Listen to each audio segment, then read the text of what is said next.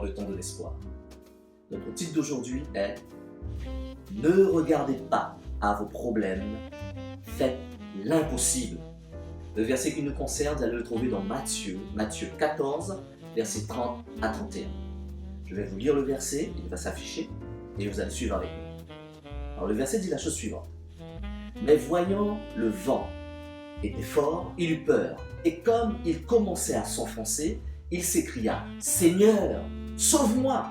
Aussitôt, Jésus, Yeshua, étendit la main, le saisit et lui dit « Homme de peu de foi, pourquoi as-tu douté ?» Matthieu 14, versets 30 à 31. Vous savez, s'il existe quelques possibilités pour que le diable commence ou détourne vos yeux de la parole de Dieu, il le fera. Il va faire en sorte de causer autour de vous toutes sortes de situations. Vous causez des ennuis, il rendra les circonstances autour de vous agitées telles comme un ouragan. Il fera ce qu'il peut pour vous amener à vous concentrer sur le problème, sur la réalité, sur la difficulté, sur les problèmes physiques. Pourquoi? Parce qu'il sait que s'il n'agit pas ainsi, vous allez faire en sorte de vous accrocher aux promesses de la parole de Dieu et vous allez le chasser loin de vous. C'est ce qu'il a fait. C'est ce qu'il a fait à Pierre. Voyons le contexte. Et pour voir ce contexte, nous allons lire ensemble. Nous allons lire ensemble à partir du verset, on va le trouver. Nous allons lire ensemble à partir du verset 24. Alors, Matthieu 14, à partir du verset 24. Suivons ensemble. Et là, comprenons le contexte. Le contexte commence à Matthieu 14, verset 24. Or, la barque était au milieu de la mer et était battue par les flots, car le vent était contraire. 25. Mais, à la 4e veille de la nuit, il vint à eux, marchant sur la mer. 26. Et les disciples, voyant marcher sur la mer, furent troublés, disant « C'est un fantôme !» Et de frayeur, ils crièrent. 27. Mais aussitôt, Jésus, Yeshua, leur parla, disant « Rassurez-vous, c'est moi, n'ayez pas peur. » 28. Et Pierre lui répondit « Seigneur, si c'est toi, ordonne que j'aille vers toi, sur les eaux. » 29. Jésus lui dit « Viens. » Et Pierre, étant descendu de la barque, marcha sur les eaux et vint vers Jésus. Pierre arriva face à Yeshua, à Jésus. Voilà le contexte. Le contexte, c'est que quand Pierre a sauté en dehors du bateau, ce jour-là, en réponse à la parole de Yeshua, Jésus, que s'est-il passé? Jésus lui a dit « Viens, viens. » Pierre a fait l'impossible. Le contexte est le suivant. Il voit au loin quelqu'un qui marche sur l'eau. La lune était certainement en train d'éclairer, la pluie ne tombait pas. La Bible ne nous dit pas qu'il pleuvait. La Bible dit que les vents étaient contraires. Donc les vagues étaient soulevées, la mer était agitée et il y avait des difficultés pour aller de l'autre côté. Jésus marchait sur l'eau, la lune éclairait son vêtement blanc et ils ont cru que c'était un fantôme. Ils se sont mis à crier. Attention, des disciples qui ont vu Jésus faire des miracles, des disciples qui ont vu Jésus guérir des malades, des disciples qui ont vu Jésus multiplier les pains et les poissons. Ils eurent peur. Vous voyez, vous pouvez même avoir peur, même si vous savez que Dieu est à côté de vous. Il est là, mais vous avez peur. Je continue. Pierre maintenant sort de la barque. Il ne voit pas Jésus, il entend la voix, il voit la silhouette au loin. La preuve qu'il ne le voit pas, il nous dit « Seigneur, si c'est toi, permets que je vienne. » Jésus lui dit « Viens !» Il a reconnu la voix de son maître. « Viens !» Donc il y va. Il y va avec confiance. Il marche sur l'eau. Pierre est en train de faire l'impossible. Il se rapproche, il arrive face à Jésus. Voyant Jésus devant lui, il devient maintenant décontracté. Qu'est-ce qui se passe? Il regarde autour de lui et qu'est-ce qu'il voit? Il voit des flots déchaînés, il voit des flots mouvementés. Il se demande comment ai-je pu arriver jusque-là? Jésus est en face de lui. Il a fait l'impossible. Il oublie qu'il a fait l'aller. Maintenant, il faut faire le retour.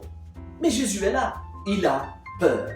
Et qu'est-ce qui se passe? La Bible ne dit pas qu'il a coulé comme une pierre. Non, non, non. La Bible dit qu'il commença à s'enfoncer. La foi commence à diminuer et lui, il s'enfonce. C'est de l'eau, ce n'est pas des sables mouvants et pourtant il s'enfonce. Vous comprenez?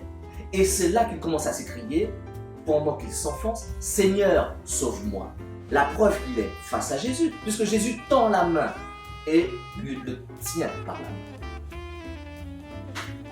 Pierre a fait l'impossible. Pierre a marché sur les eaux sans aucun problème.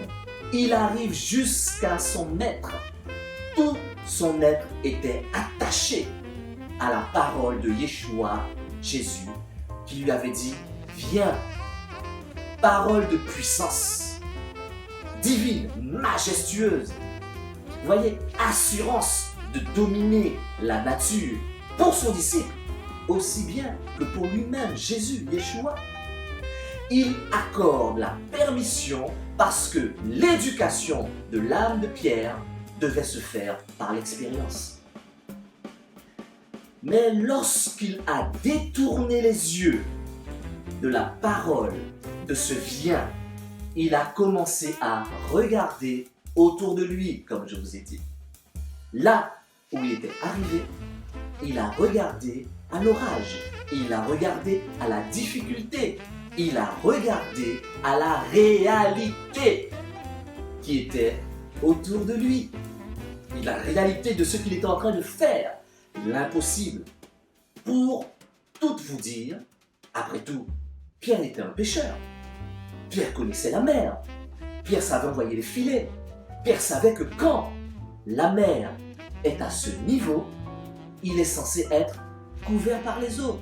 Toute sa formation et son expérience lui disaient que lorsque les vagues atteignent cette hauteur, tu dois être submergé. C'est impossible de marcher sur les eaux avec un tel mouvement de l'eau.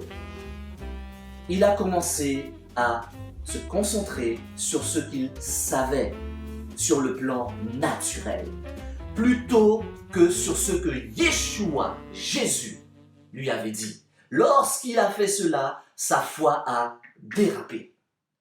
Il a commencé à s'enfoncer. Veillez, veillez à ce que cela ne vous arrive pas. Lorsque vous recevez une révélation, la parole de Dieu, accrochez-vous-y. N'arrêtez pas votre regard sur rien d'autre. N'arrêtez pas votre regard sur rien d'autre. Ne faites pas comme Pierre. Le diable fera tout ce qu'il peut pour vous amener à lâcher la main et les promesses de Dieu. Il agitera les choses autour de vous. Il essaiera de vous faire peur. Il poussera les boutons qu'il peut. Tous les boutons possibles concernant votre passé, concernant votre avenir, concernant les doutes, pour vous amener à votre ancienne façon de penser. Mais ne lâchez pas prise. Ne lâchez pas prise. Gardez vos yeux fixés sur la parole de Dieu jusqu'à ce qu'elle soit pleinement et réellement en vous. Que ce soit pas autre chose qui vous remplit. Si vous le faites, vous pourrez poursuivre votre chemin en marchant sur les eaux sans problème. Vous pourrez faire l'impossible. Que vous soyez fortifiés et bénis. Et je vous dis à très bientôt pour un autre temps de l'espoir. Merci.